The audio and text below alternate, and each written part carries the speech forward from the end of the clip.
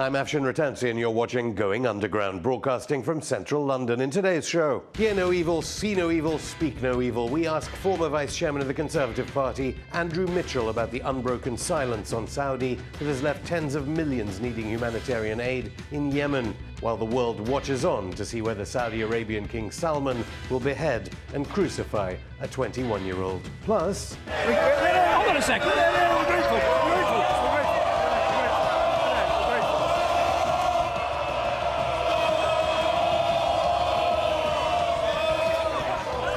The Prime Minister had finished his answer. The Speaker tells David Cameron to sit down at the People's PMQs. All this and more on today's Going Underground. Kate Blanchett and Robert Redford star in the premiere tonight in London of a film about journalism as part of the BFI Film Festival. Redford plays the part of a journalist, but this time not Bob Woodward of the Washington Post, as he did in All the President's Men. And in 1981, became anchor of the CBS Evening News. He's now anchored more nightly news broadcasts than anyone else in U.S. history. It's not bad for the son of a ditch digger from Morton, Texas. Ladies and gentlemen, I give you my friend and the reason I have this job, Dan Rather. Except should the film, which is in its way a celebration of Dan Rather, really be a celebration at all? America's most highly paid journalist may, in later life, have condemned the mainstream media, but he did make one very big mistake. Dan Rather made propaganda for the Mujahideen, which was fighting the Soviet-backed government of Afghanistan in the 1980s. His masquerading journalism even reputedly played a role in getting Congressman Charlie Wilson to catalyze the largest ever CIA covert operation in US history. It was the one to supply arms to the Mujahideen. That's the Mujahideen whose uniform Dan Rather would report in for CBS News, and the Mujahideen which was joined by a certain Osama bin Laden. David Cameron has scrapped a £6 million deal with Saudi Arabia, which would have meant the Ministry of Justice training people working in the Saudi justice system. But nothing seems to suggest Cameron has changed his mind about arming Saudi Arabia to continue its slaughter in Yemen. Reports in the past 48 hours suggest that the war is escalating, with the Yemeni Houthi community reportedly firing a Scud missile into Saudi Arabia's King Khalid airbase in the southwest of Saudi Arabia. Andrew Mitchell, a former Vice Chairman of the Conservative Party and MP for Sutton Coldfield, joins me now. Andrew, welcome to Going Underground. What's your take on the contradiction then between us giving aid to Yemen and arming Saudi Arabia to bomb Yemen? I think we've got to be very careful that in seeking to meet a humanitarian crisis, which has developed fast and furiously in Yemen, we're not also stoking up the very crisis which our development support is trying to prevent and assist with. So the danger for us is that there's two very contradictory approaches being taken to the problems in Yemen. And the purpose of the case I was trying to put was to ensure there was perhaps a little greater coordination between those two very different factors. As you admit in the article you wrote recently, Britain, to be fair, is a leading aid donor to Yemen. I'm not even sure how that aid gets through, because there's, of course, a blockade.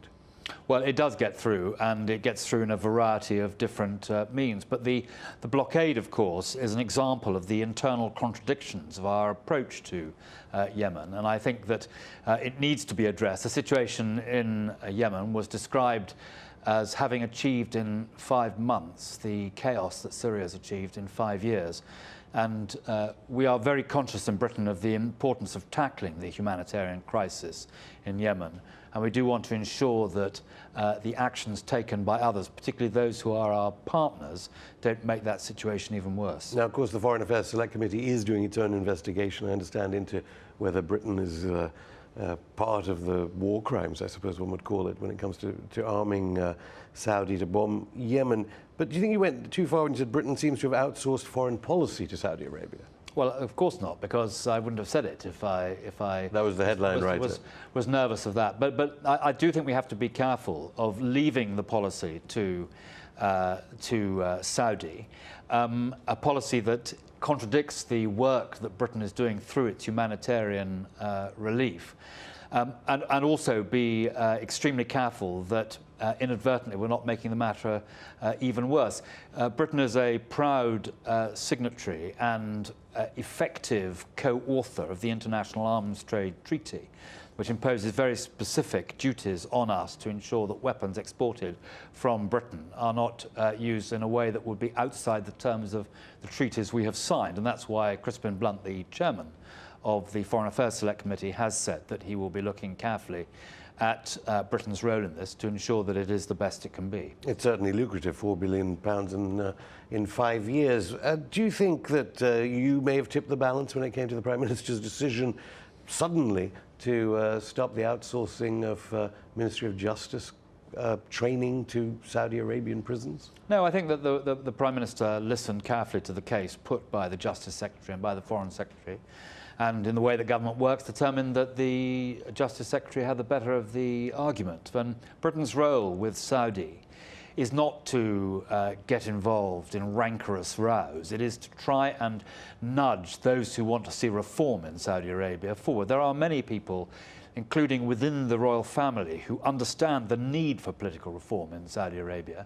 And I think that our foreign policy should be directed at helping and assisting the reformers so that progress can be made and greater problems down the track don't materialise. But many commentators said that when Tony Blair was in power, Britain was effectively blackmailed by Saudi Arabia when they said they weren't going to share intelligence, in effect saying there'll be terrorism on Britain's streets if you don't do what Riyadh tells you to. Well, we have an important trading relationship with Saudi, very important for Britain, providing many jobs in this country, and we also have an important intelligence relationship. And part of a close relationship and engagement with Saudi Arabia is to ensure that both those tracks, which are in the interests of both countries, take place. But what's changed? That before we used to have to, well, in that case we were shelving an inquiry of the Serious Fraud Office. This week David Cameron just said, look, we're not going to outsource justice contracts to Saudi. I don't think anything has changed particularly. I think that, as I said, we are pursuing these two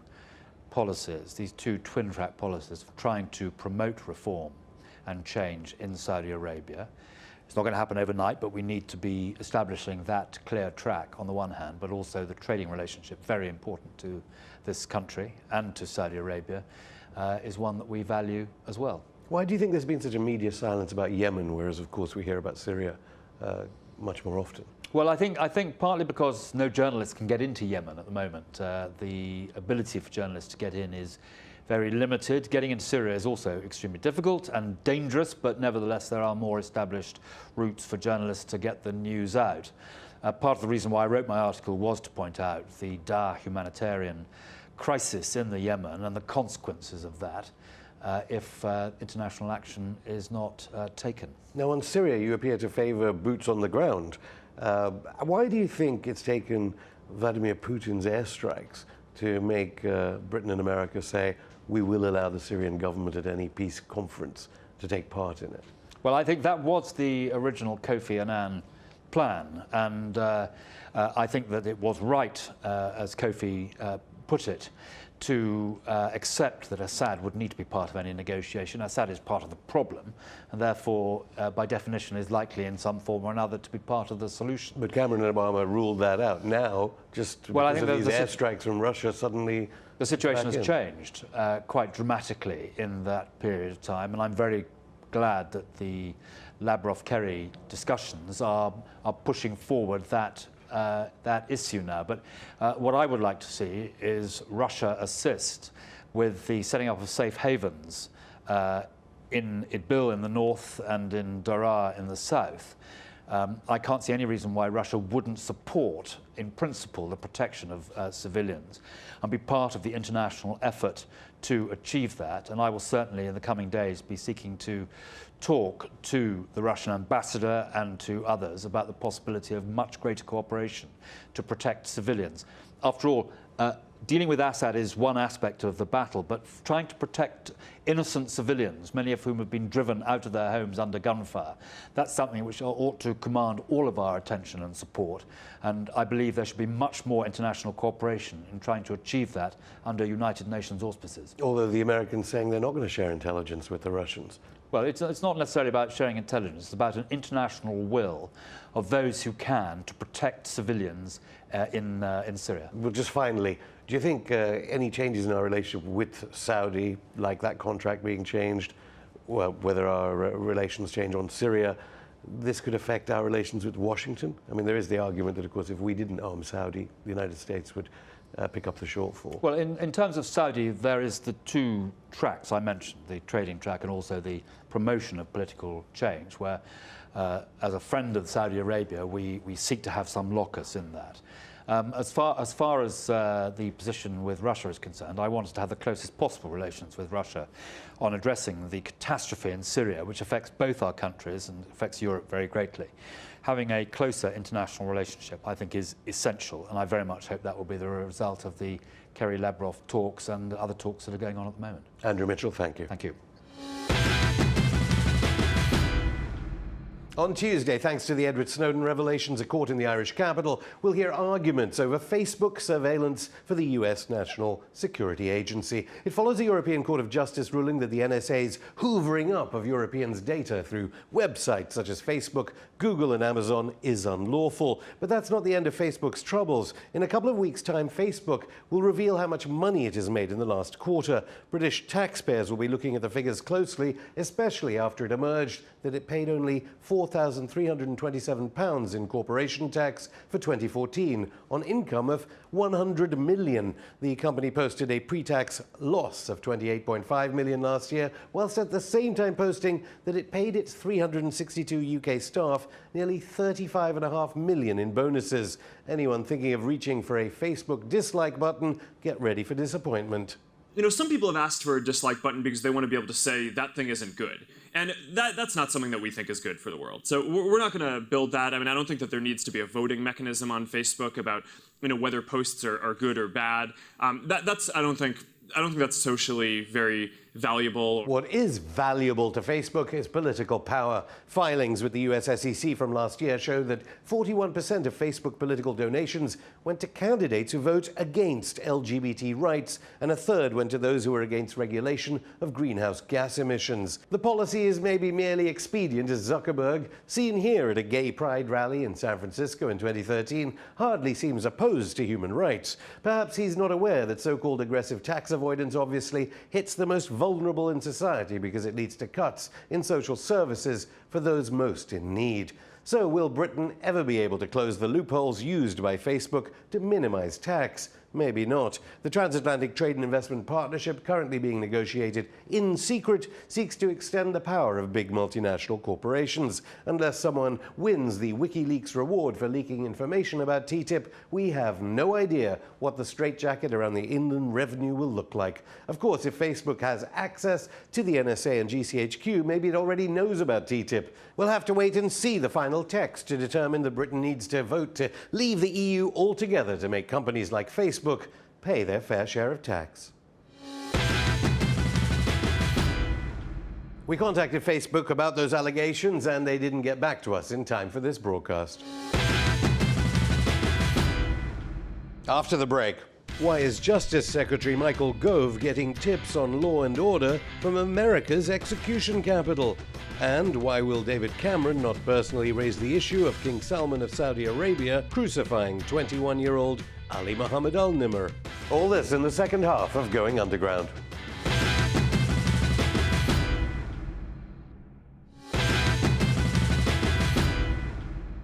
Have the government benches ever looked more nervous than at this week's Prime Minister's questions? Even the mainstream press seemed stunned by Jeremy Corbyn's presence at the dispatch box, and not presumably just because Corbyn's Labour Party is now 4 points behind the Tories in the latest ICM poll, Labour's highest rating for 6 months. Corbyn wrong-footed David Cameron from the start, echoing the PM's condolences for UK troops killed in Afghanistan, but also sparing a thought for people of other nationalities. I'm sure he and the whole House would also join me in expressing sympathies and sadness at the more than 100 people that died of a bomb blast in Ankara last Sunday, attending a peace rally of all things, and our sympathies must go to all of them. More prime ministerial than Cameron, he then rained down crowdsourced questions about hundreds of thousands of children being in poverty, pausing only to hear the laughs of Tories when he relayed the pain of one individual, Matthew, caused by the British housing crisis. This might be funny to some members, but it's not funny to Matthew or many others.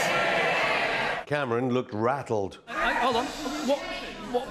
What happened to the new approach? I thought we were questions asked so that they could be responded to. Corbyn wasn't impressed. It would be very nice if the Prime Minister actually answered the question I asked. Which... Order.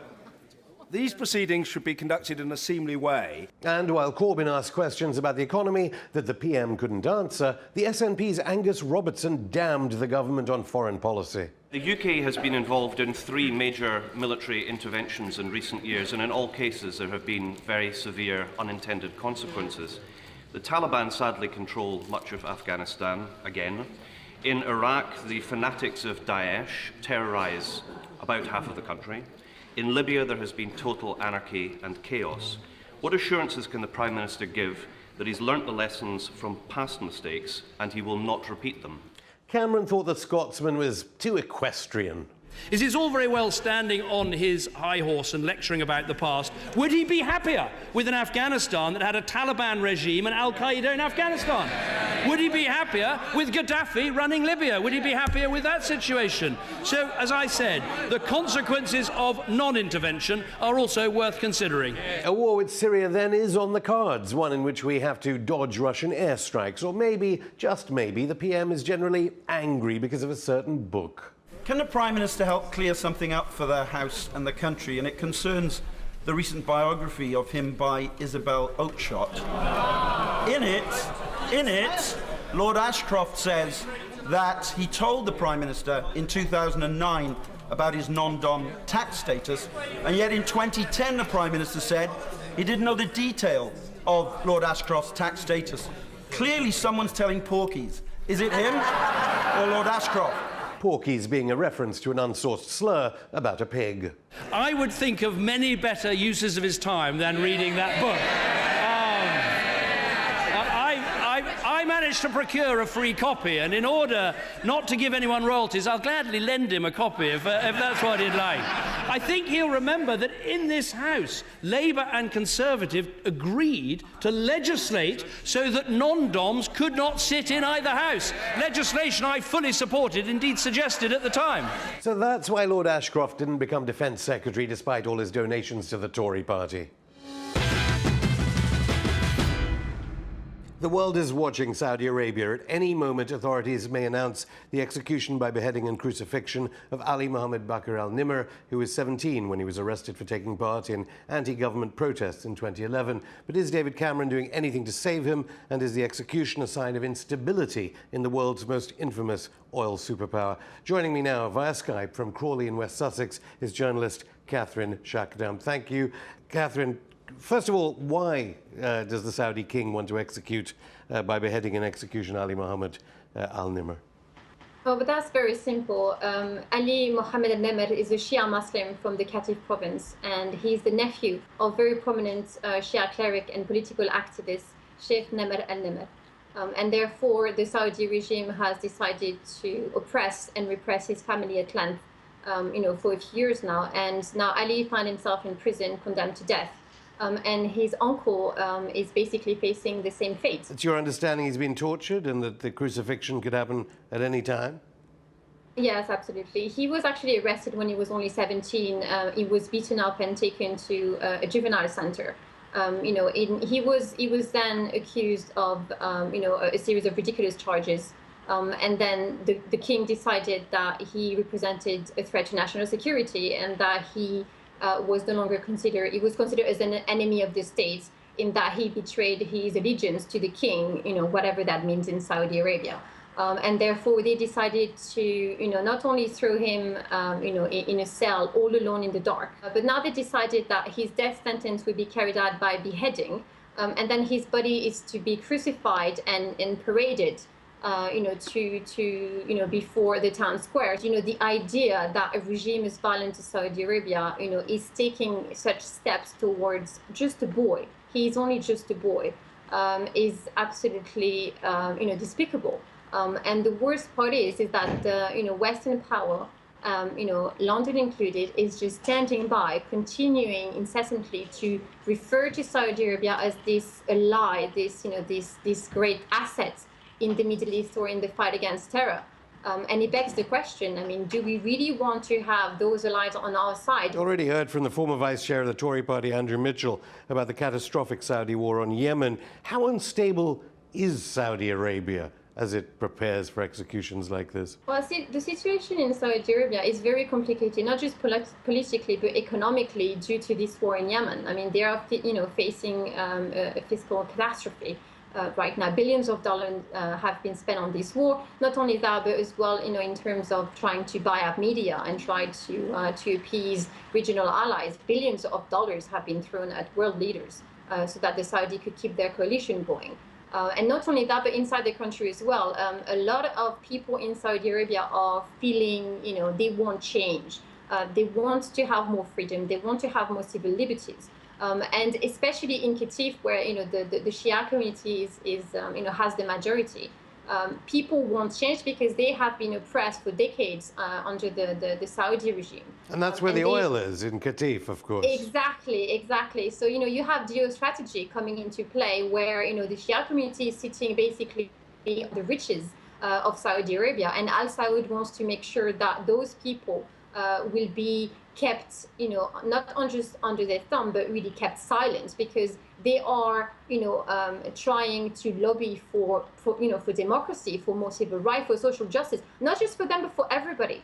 And I know that they have been painted as, those terrorists and those dissidents by the regime, but they're only really just asking for, what Western powers are lobbying for, which is democracy, human rights, and the ability to be able to express their voice and have and exercise political self-determination. That's what they want. Now, the Saudi regime is trying to silence those people, but they are facing increasing dissent at home. A lot of people outside in the region, in the Middle East, are really starting to rise up against the Al Saud regime and trying to challenge them. And then you have as well, within Al Saud family, where you have factions trying to outmaneuver each other for power. And as you very well know, King Salman is not sitting very comfortably on his throne right now, because there has been a lot of talk that he's not capable of running the kingdom, and that his son is the one who has been driving the country, basically to his grave politically, in that he has carried out policies which are not sustainable for the regime. And so, Ali's case now is very, it could be a catalyst for change, but it could be a catalyst as well for, a reign of terror. Oil prices have been going down, actually, but how close do you see the prospect of a revolution then in Saudi Arabia, given there are demonstrations, I hear, in Qatif every other day? And this is, of course, where Ali Mohammed al-Nimr was arrested when he was 17. Those demonstrations, the media can't really cover them because they don't allow journalists there. Could the Saudi kingdom fall? It is a possibility. You have a perfect storm. I mean, I've been covering this issue for quite some time, and I know that I kept saying that it is about to fall, but it is truly about to fall. You have, all the elements of a revolution already. People are poor. People don't have any type of freedom at all. They are not allowed to express themselves on Twitter. They are not allowed to say what they want over the phone. They are not allowed to demonstrate peacefully in the street for not even just regime change. They are just talking basic civil rights, to have the right to work, to have the right to pray, to have the right to move about. And this is where Ali al-Nimr could be very important, in that he could become that figure. It could become that rallying call for change, not just for the Shia community, but for all Saudi. Because when the regime is trying to silence this boy and sentence him to death, you have to understand that they are trying to kill the youth of Saudi Arabia. David Cameron has said that he has done absolutely nothing personally for the case regarding Ali Mohammed al-Nimr and the crucifixion. He did say he'll look to see if there is an opportunity. If the conditions you just described persist, do you think David Cameron, along with the obviously £4 billion worth of arms contracts in the past 5 years, Cameron will do everything he can to keep the Saudi regime in place? Oh, he will, and only because it makes sense for him. It makes sense for him because money is to be made, and I think that Prime Minister Cameron has made very clear, him and his party, that all they care about and for is money, and how much money they can make, how much money their party can profit, or how much money England can make, from arms sales. And it has nothing to do with human rights. He doesn't care about democracy. It's all about keeping, Al Saud happy and making sure that he benefits politically from their regime. But that being said, I think that if the public exert enough pressure on the government, then things will have to change. But this will take, I think, immense effort on the part of the public. Catherine Shakdam, thank you. And we hope to be speaking to Ali's parents, Nusra Al-Ahmed and Mohammed Al-Nimr, next week on Going Underground. As we've been hearing, the UK has marginally changed its policy on Saudi Arabia. The man to thank is apparently Justice Secretary Michael Gove. It was he who apparently spearheaded the scrapping of a Ministry of Justice tie-up to the brutal Persian Gulf regime negotiated and championed by his predecessor, Chris Grayling. Gove appears not to have been so easily fobbed off by replies like these from Riyadh to appeals for clemency to stop people being lashed and crucified. The judiciary is an independent body, and the Kingdom of Saudi Arabia rejects any form of interference in its internal affairs and any impingement on its sovereignty, or the independence and impartiality of its judiciary. Rejects any form of interference, then what was the Ministry of Justice deal all about then? So it's fine for the UK to interfere in prison, internal affairs with UK tax money for torture, but not for the UK to protest torture. And anyway, from WikiLeaks we now know that Britain interfered to get Saudi Arabia a place on the UN Human Rights Council. But if Gove can take credit on Saudi Arabia, what about justice in Britain? Well, apparently he's been taking tips from the country that imprisons more people than any other, one that imprisons more people than Stalin ever did.